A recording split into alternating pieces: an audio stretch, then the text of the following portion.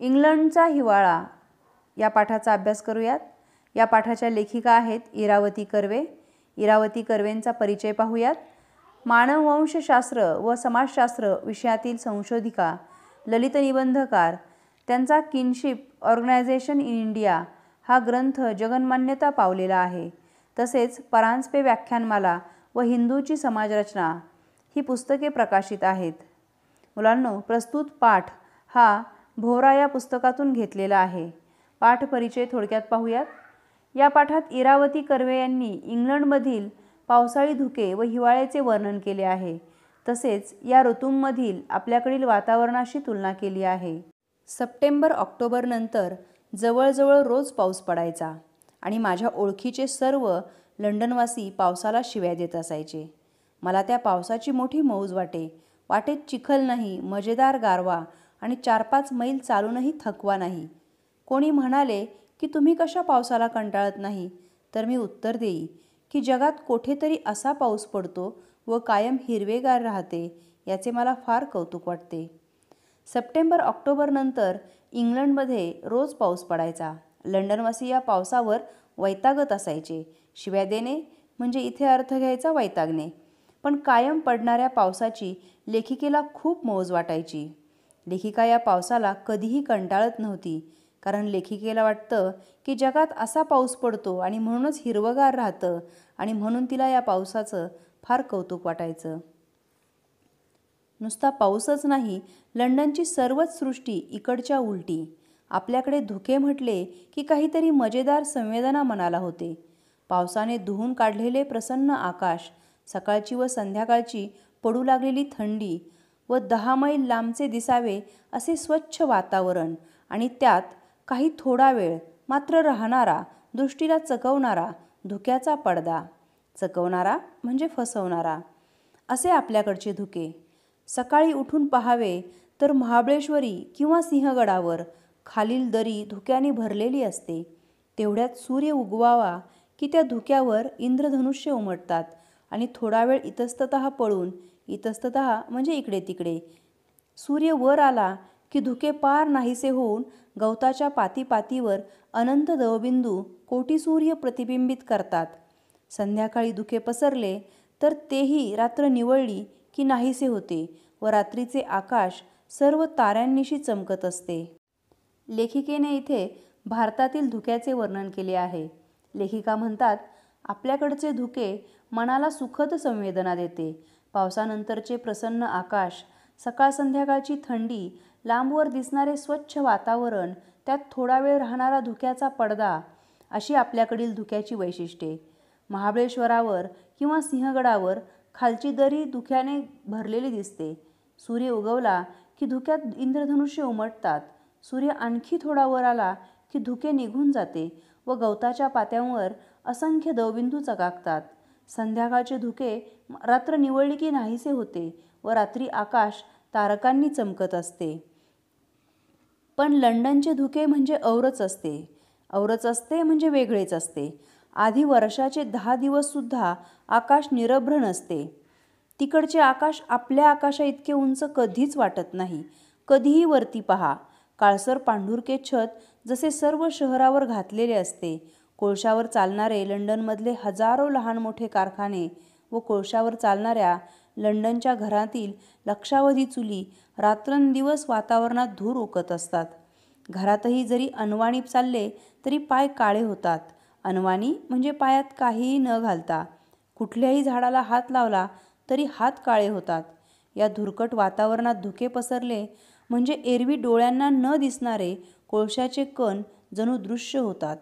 काळोख डोळ्याला दिसतो व हातात धरता येतो। असे धुके वर्षातून 1-2दा तरी लंडनवर पसरते। पृथ्वीच्या भोवती हवेचे आवरण आहे व आपण त्या हवेच्या तळाशी आहोत।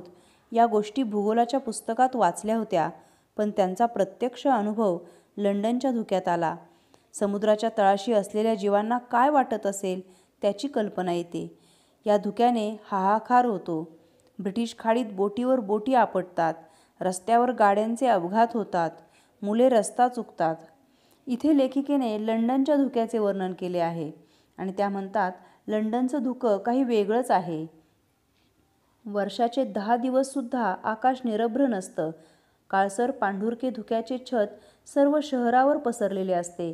लंडनमधील कारखाने व लक्षावधी चुली वातावरणात धूर ओकत असतात आणि त्यामुळे घरातही अनवाणी चालताना पायांना काळे होतात, झाडे काळी होतात. अशा धुरकट वातावरणात धुके पसरले की कोळशाचे कण दिसतात.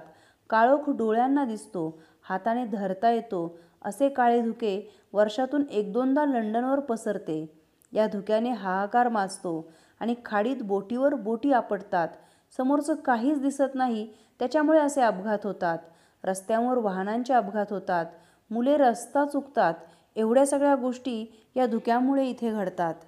हिवाळ्यातले कित्येक आठवडे इथला दिवस संधिप्रकाशा इतपत उजेडाचा असतो. अगदी थोडासा उजेड पडतो. या अर्धवट उजेडात प्रकाशाचा जसा अभाव तसाच छायेचाही अभाव. निरनिराळ्या उद्यानातून केवढाले पर्णहीन वृक्ष उभे असायचे, पर्णहीन पाने नसलेले. पण एकाचीही सावली खालच्या हिरवळीवर पडायची नाही. आपल्याकडे रखरखीत ऊन असते व त्याबरोबरच अगदी त्याला चिकटून सावली असते. डांबरी रस्ता उन्हाने इतका चकाकतो की दृष्टी ठरत नाही.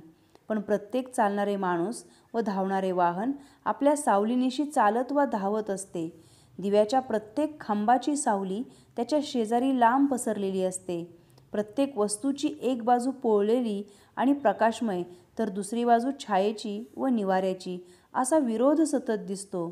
आगगाडीतून प्रवास करताना बघावे, उन्हाच्या वेळी टेलिग्राफच्या तारांवर बसताना पक्षी नेमके खांबाची सावली पडलेली असेल तेथेच खांबाला चिकटून बसलेले आढळतात. पायी चालणारी माणसे घरांची सावली ज्या बाजूला पडली असेल त्या रस्त्याच्या बाजूने चालतात. झाडाखाली दाट छायेच्या काळ्या चंद्रकळेवर लख्ख प्रकाशाचे गोलगोल कवडसे खडीसारखे चमकतात. पण येथे सावली पडेल इतका लख्ख प्रकाश महिनेच्या महिने पडत नाही. लेखिकेने हिवाळ्यातील उन्हांची तुलना केलेली आहे लंडन आणि भारत या 2 देशांमधील. हिवाळ्यात लंडनमध्ये कित्येक आठवडे संधिप्रकाशा इतकाच उजेड असतो. या अर्धवट उजेडात प्रकाश व सावली यांचा अभाव असतो. निरनिराळ्या बगीचात पर्णहीन वृक्ष उभे असतात. त्यांची सावली खालच्या हिरवळीवरही पडत नाही. येथे सावली पडेल इतका स्वच्छ उजेड महिनेच्या महिने पडत नाही असं लेखिका म्हणतात. आपल्याकडील हिवाळ्यात रखरखीत ऊन व त्याला चिकटून सावली असते. डांबरी रस्ता उन्हाने चकाकतो. माणसे व वाहने सावलीनिशी धावत असतात. प्रत्येक वस्तूची एक बाजू प्रकाशमय व दुसरी बाजू सावलीची. खांबाला चिकटून असलेल्या सावलीत पक्षी टेलिग्राफच्या तारांवर बसलेले दिसतात. पायी चालणारी माणसे घरांची सावली धरून चालतात. झाडाखालच्या दाट सावलीत प्रकाशाचे गोल कवडसे दिसतात. एक दिवस मी या उद्यानातून त्या उद्यानात भटकत भटकत सेंट जेम्स बगीचात पोचले व तळ्यातील पोहणाऱ्या पक्ष्यांकडे पाहत होते. सगळीकडे मंद रुपेरी प्रकाश पडला होता. एकाएकी मला चमत्कारिक वाटले की प्रकाश खालून वर फाकला आहे. मी परत नीट भोवताली व वर पाहिले. खरेच आकाश अभ्राच्छादित होते. अगदी काळे जरी नसले तरी सूर्याचा मागमूसही नव्हता. मागमूस नसणे, ठावठिकाणा नसणे, पत्ता नसणे. खाली तळ्याच्या पाण्यावर व मधल्या दगडावर बर्फाचा पातळ थर साचला होता व त्यातून परावर्तन पावून प्रकाश सर्वत्र फाकला होता. यामुळे प्रकाश खालून वर गेल्यासारखा वाटला व विशिष्ट प्रकाशात सर्वच रंग आंधळे वाटतात. कधी एखाद्या दिवशी सूर्यप्रकाश पडला व तोही वसंत ऋतूत फुलांनी बहरलेल्या ताटव्यांवरून व हिरव्या कुरणावरून पडला म्हणजे रंगाने नटलेली सृष्टी डोळ्यांपुढे नाचते. पण तरीही येथल्या सृष्टीतले रंग व आपल्याकडच्या सृष्टीतील रंग यात फरक आहे. येथे सर्वच रंग जरा मंद व सौम्य वाटतात, जशा दाट छाया, पण आपापल्या भडकपणाने उठून न दिसता एकमेकांना पूरक अशा भासतात. मुलांनो, इथे लेखिकेने काय वर्णन केले पहा. एकदा लेखिका हिवाळ्यात सेंट जेम्स बगीचात गेल्या.